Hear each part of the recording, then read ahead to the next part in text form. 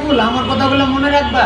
আমি যা বলতেছি তাহলে ভবিষ্যতে লাভ আছে, শুধু তোমাকেই না, তোমাদের বয়সী বাচ্চাগুলোকেও আমি এই কথাটা ইন্ডিকেট করে বলতেছি। দিকে আর ভুল।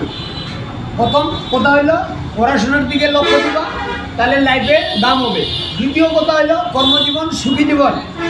যেরকম আজকে আমি বাচ্চা বয়সে যদি কর্মটাকে মূল্যায়ন করতাম, তাহলে আজকে আমাকে আগুনে জ্বলতে হইতো না। আমি 18 ঘন্টায় আগুনে জ্বলি। চুলাতে থাকা মানে আগুনে জ্বলা, চায়ের দোকান হোটেলে করা মানে আগুনে জ্বলা। তারপরেও হোটেল হচ্ছে বড় ব্যবসা, চার দোকান বড় ব্যবসা না।